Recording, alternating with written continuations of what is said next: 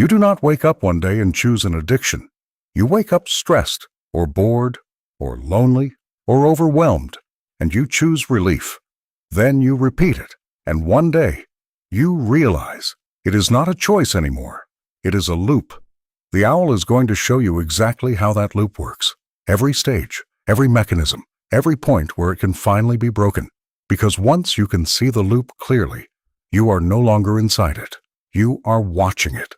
And the moment you are watching it, you have a choice again. Before anything else, let us settle something. An addiction is not just doing something too much. An addiction is when a behavior becomes automatic, when it becomes emotionally necessary, when stopping it creates an internal resistance that feels far larger than the behavior itself.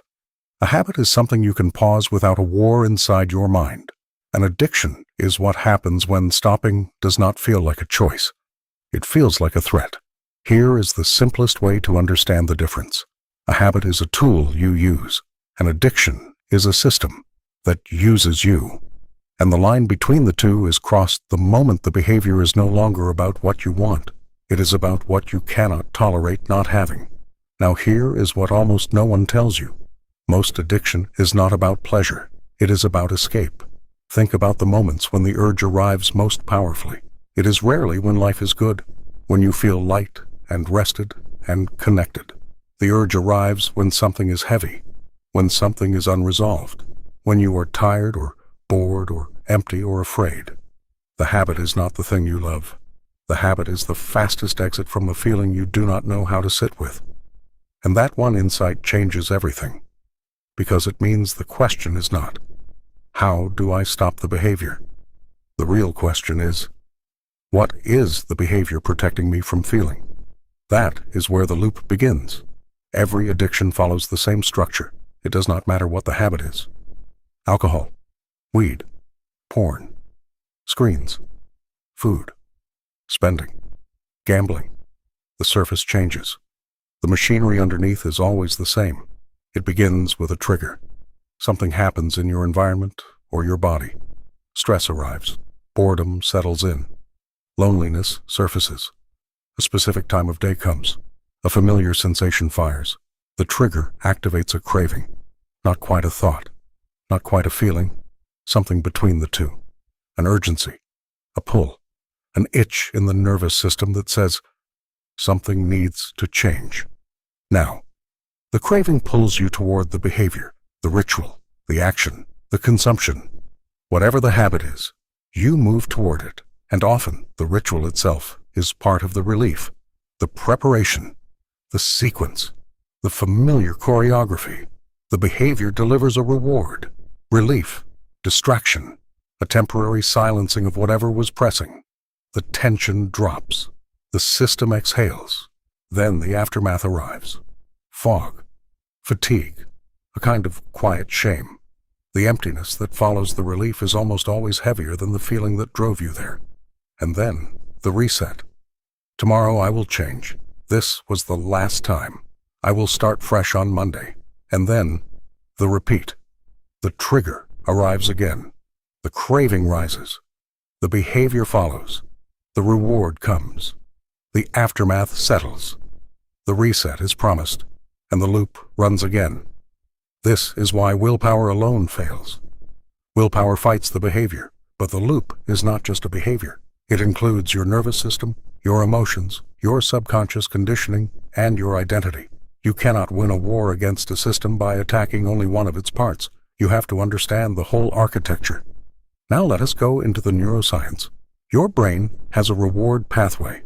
Its original purpose was simple and intelligent. When you did something that helped you survive, eat, rest, connect, build, your brain released a small burst of dopamine, not a flood, a signal, a quiet confirmation that was good for you. Do that again. For most of human history, that system worked perfectly, but addictive behaviors do not produce a natural signal. They overwhelm the system.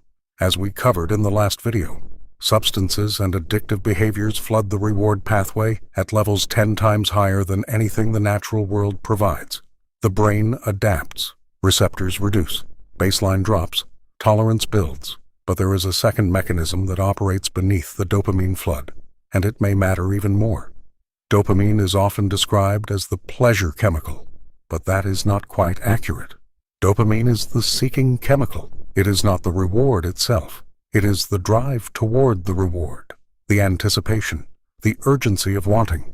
This is why the most addictive moments are often not the consumption itself, but the moment just before, the opening of the app, the first pour, the moment the phone lights up, the beginning of the ritual. The brain has been trained to release dopamine at the anticipation of the reward, not only at the reward itself, which means the loop does not run on satisfaction. It runs on wanting, and wanting is a state you can always return to. But dopamine is not the only system involved. Serotonin is different. Serotonin is not the high. Serotonin is the steady, quiet feeling that ordinary life is enough. When the dopamine system is chronically overloaded, serotonin function is disrupted. This is why people describe a specific feeling after long periods of addictive behavior.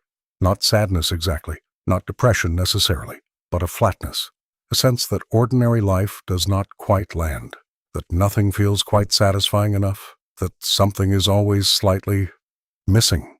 The brain has been recalibrated, its reference point for what is enough has been set too high, and ordinary life cannot compete. So the behavior is no longer pursued for the peak. It is pursued to escape the flatness the behavior itself created. The trap feeds itself.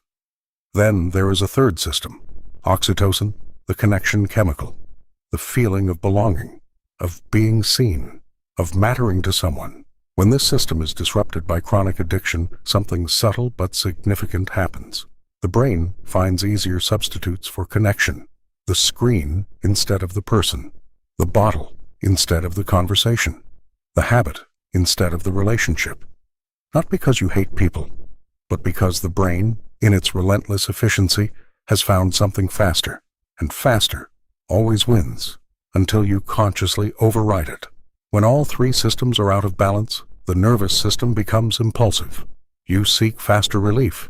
You avoid discomfort more aggressively. You feel triggered by smaller things.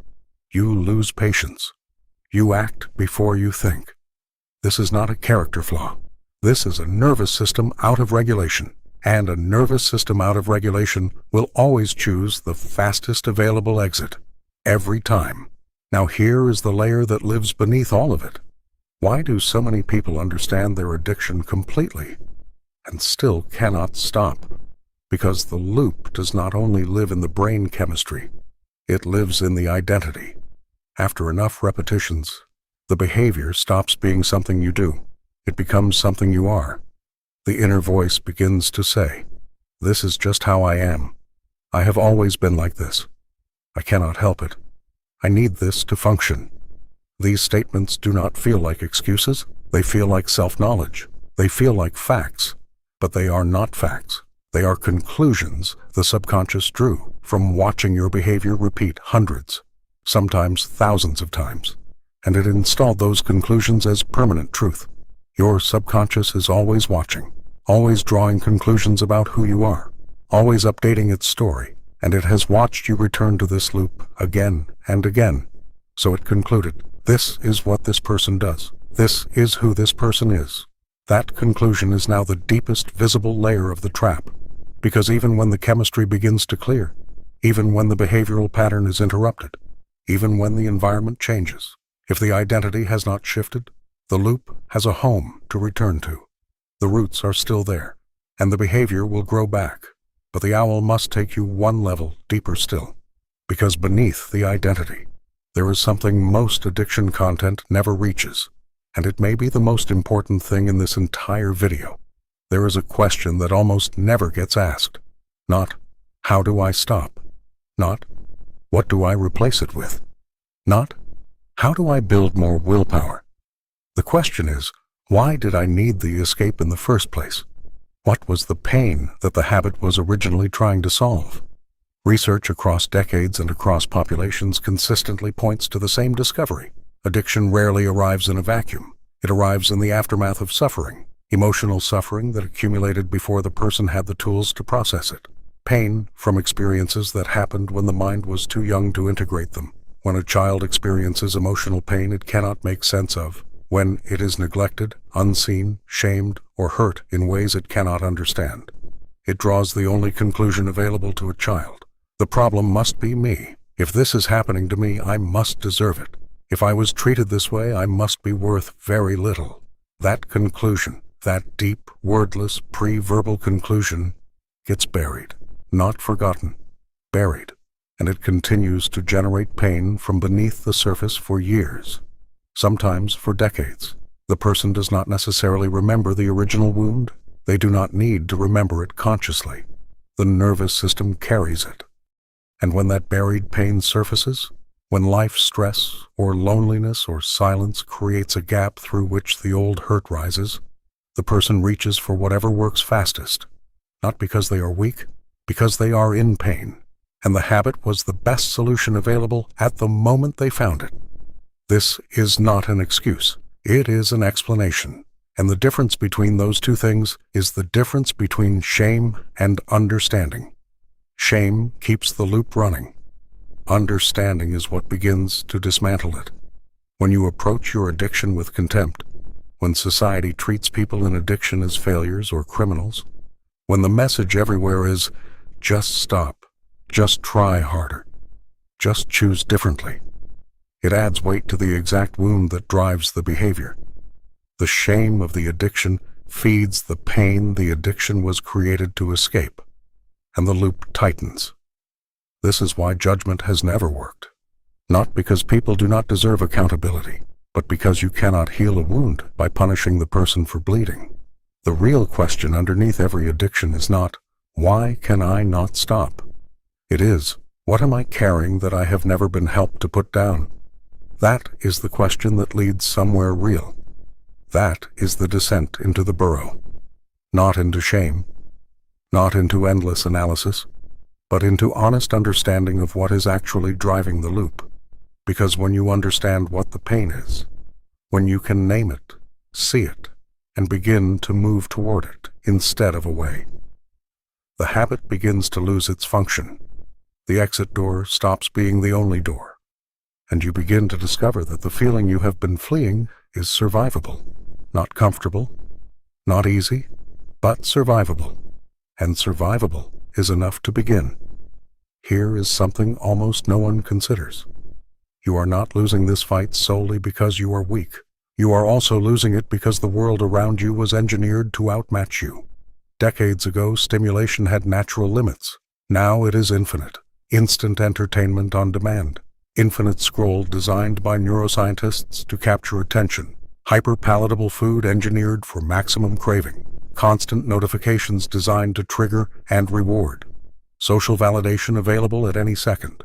Substances normalized and marketed as ordinary lifestyle. Your brain did not evolve for endless novelty. It evolved for a world where relief was scarce and stimulation had to be earned.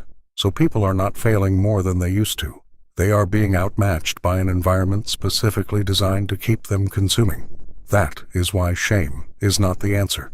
Understanding is. Strategy is. Compassion toward yourself as someone navigating real difficulty is. So what does breaking the loop actually require? Not one thing. 3. The first is state. Your nervous system must come down before you try to resist anything. Cravings are not primarily decisions. They are physical states. Tension in the body. Urgency in the chest. A chemical signal asking for relief. You cannot think your way out of a physical state. You have to change the state first. A slow exhale, a 5-minute walk, cold water, leaving the room, moving the body.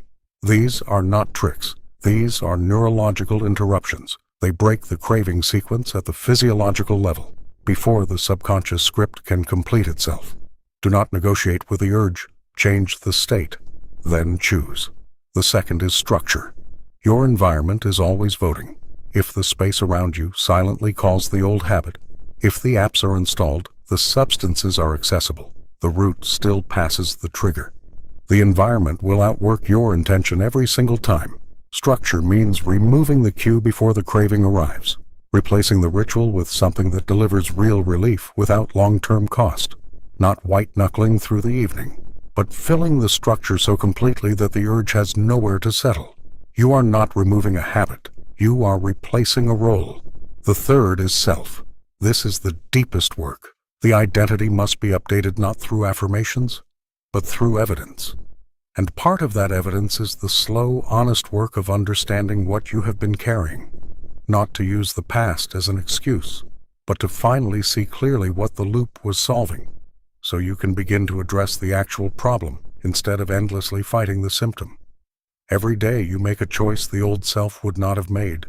Every time you sit with a feeling instead of escaping it. Every moment you choose understanding over shame, you are giving the subconscious new data. You are revising the story it tells about who you are. And slowly, then suddenly, the identity shifts. Not because you forced it, but because the evidence accumulated until the old conclusion could no longer hold. And here is what the other side feels like. Not the fantasy version, the real one. You wake up with steadier energy. The mental noise drops. Emotions are present, but they are not overwhelming. Confidence returns, not because of anything external you achieved, but because you trust yourself again. Your mood is no longer controlled by a substance or a ritual. Sleep deepens, focus sharpens, time stops disappearing. You begin to want things again, real things, connections, work, creation, movement. Life feels simpler, cleaner, more real, and something else happens. The part of you that always knew you were capable of more, the part that the habit was silencing, becomes louder. Your intuition returns. Your sense of direction returns. Your standards for yourself begin to rise naturally, not because you became someone different, but because the noise finally stopped and you could hear yourself again. Addiction survives in unconsciousness. It survives when you do not see the trigger, when you do not name the emotion, when you do not recognize the script running, when you do not ask what the pain actually is, but the moment you bring full awareness to the loop, something fundamental changes. The urge is no longer a command. It becomes information. You are not your impulse. You are the one who notices the impulse. And that distance, however small at first, is where your freedom begins. You are not broken. You are not a failure. You are someone who found a solution to a problem that felt unsolvable. And now you are learning that a better solution exists. One that does not cost you your life. In the next video, we go into what actually happens inside your brain, in the dopamine system, after you remove any addiction, and why most people make one critical mistake on day 4 that sends them back to the beginning. That video is already waiting. The owl will see you there. Sah.